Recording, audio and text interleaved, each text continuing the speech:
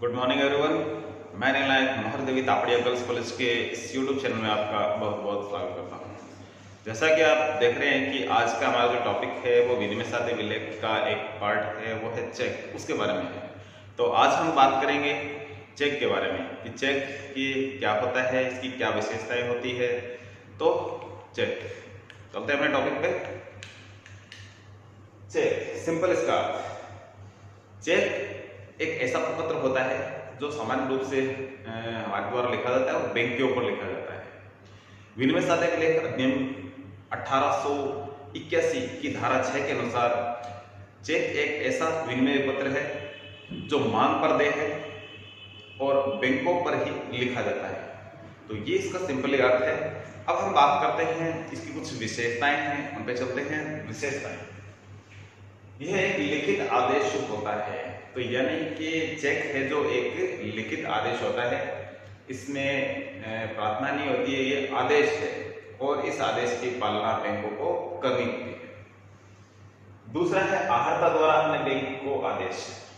जो व्यक्ति लिखने वाला होता है, चेक का लेखक होता है, आहर्ता इसको बोलते हैं, ये उसका आदेश है अपने बैंक के ऊपर कि ये जो धनराशि है, ये निश्चित धनराशि इस व्यक्ति को दे दी जाए या वो खुद भी ले सकता है। ठीक है, तो ये इस तरीके से अपने बैंक को आदेश होता है। शर्त रहित आदेश, तो तीसरी इसकी जो विशेषता है वो है शर्त रहित है। इस आदेश में किसी भी प्रकार की कोई शर्त शामिल नहीं होती है, तो ये एक शर्त रहित आदेश होता है। नेक्स्ट इसकी विशेषता है मांग पर दे या मांगने पर दे। तो ये इसकी चौथी विशेषता है कि चेक का पेमेंट आपको मांग पर करना पड़ेगा। यदि सपोज करिए एक व्यक्ति को एक आहर्ता है जो चेक दे देता है, ठीक है, और उसमें डेट डाल देता है, जैसे आज उसने चेक दिया है और चेक पे डेट डाल दी है 10 दिन बाद की। ठीक है, जैसे कि आज यदि 5 तारीख है तो 10 दिन बाद में 15 तारीख को, तो 15 तारीख को वो व्यक्ति जैसे ही बैंक में जाएगा उसका पेमेंट हो जाएगा। इसके अलावा यदि 15 तारीख बाद में भी वो जब भी कोई व्यक्ति जाता है तो उसको पेमेंट उसका मिलेगा। चेक पे जो अवधि होती है, चेक पे साइन करने के बाद में जो अवधि डाली जाती है उसके 6 महीने तक चेक है जो वैलिड रहता है। 6 महीने बाद में वो चेक है जो निरस्त हो जाता है, तो उसके बाद में कोई व्यवहार के काबिल नहीं होता वो चेक। तो इसलिए 6 माह की अवधि के अंदर ही उसका कार्य रहना चाहिए। तो इस तरीके से मांग पर दे है, जैसे ही चेक का धारक बैंक में जाएगा तो जैसे ही मांग करेगा चेक के पेमेंट की, तो उसको तुरंत बैंक को देना पड़ेगा।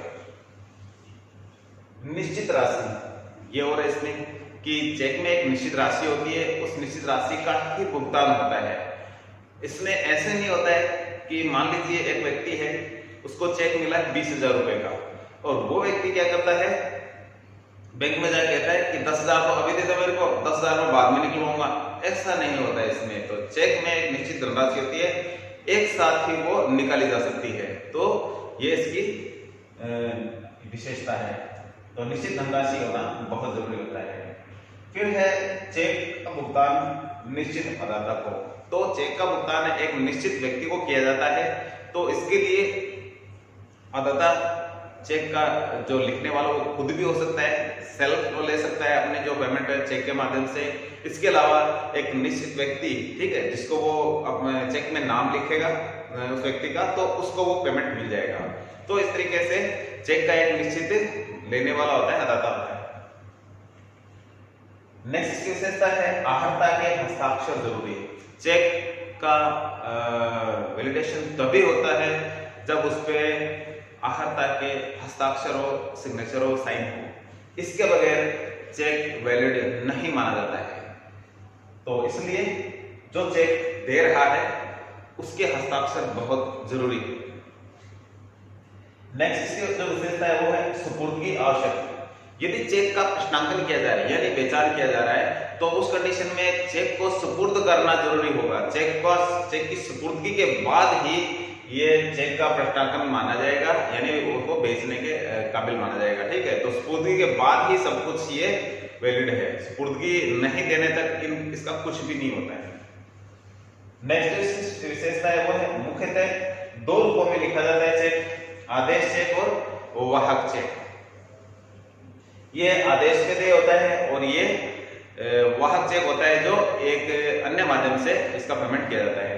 आदेश के साथ इसका पेमेंट नहीं होता है सर, थोड़ा टाइम लगता है इसमें चेक का पेमेंट करने में।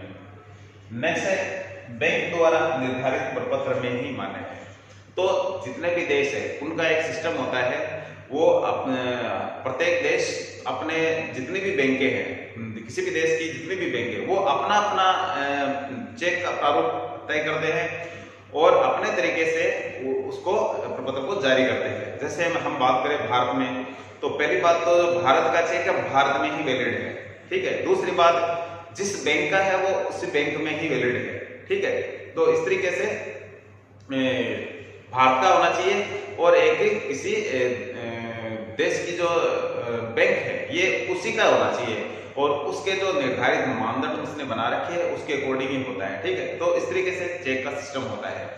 एक चेक यदि आप दूसरे को आप दोगे, ठीक है, दूसरे अदर बैंक में भी वो जमा कराया जाता है, लेकिन उसका वो क्लियरिंग का सिस्टम होता है। लेकिन एक देश का होगा, किसी एक निश्चित बैंक का होगा, ठीक है। ये ऐसा इसमें नहीं होता है कि जैसे SBI बैंक है वो पंजाब नेशनल बैंक का चेक खुद ही बना करके दे दे, ऐसा नहीं होता है।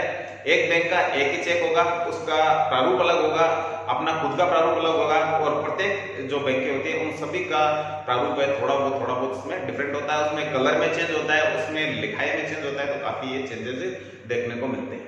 तो ये कुछ इसकी विशेषताएं थी। अब हम जो एक चेक का प्रपत्र है, जो उसका प्रारूप है हमें लिख रखा है, चेक का नमूना, तो उस पर आप चलते हैं। आपने शायद देखा होगा चेक, लेकिन अब हम आपको इसमें दिखाते हैं कि उस पर क्या होता है। तो नॉर्मली हम देखते हैं चेक में तो उसमें नंबर होते हैं, सीरियल नंबर होते हैं चेक के। उसके बाद में मुख्य रूप से तो देखो इसमें किसी भी चेक में तीन चीजें होती है, डेट होती है, एक अमाउंट होता है, एक सिग्नेचर होता है। ये तीन चीजें कम से कम आपको चाहिए, ठीक है, डेट, सिग्नेचर और अमाउंट।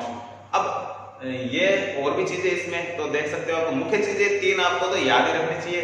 ये तीन चीजें के बगैर तो चेक कंप्लीट होगा ही नहीं। तो सबसे पहले देखते हैं चेक का नंबर इसमें भरा जाता है, चेक देने वाला भरेगा इसमें। डेट, एक इसमें डेट डाली जाएगी, ठीक है, और इस डेट से आगे 6 महीने तक वो चेक है जो वैलिड होगा। इसके बाद में पे, ठीक है, किसको पे किया जाता है? यदि चेक का धारक, ठीक है, आहर्ता यानी जिसने चेक, जिसके नाम से चेक बुक है, वो खुद ही लेना चाहता है उसका पैसा, तो वो यहाँ सेल्फ लिख देगा, ठीक है। यदि किसी अन्य व्यक्ति को वो चेक का पैसा पेमेंट करना चाहता है उसको, तो जिसको वो पेमेंट करना उस व्यक्ति का यहाँ नाम लिख देगा, ठीक है। तो इस तरीके से यहाँ अगर किसी अन्य व्यक्ति का नाम लिखा है तो उस व्यक्ति को वो चेक का पेमेंट हो जाएगा। रुपीज, यहाँ शब्दों में लिखा जाता है कि कितने पैसे का वो चेक है। जैसे 10,000 है तो इसमें ऐसे लिखा जाता है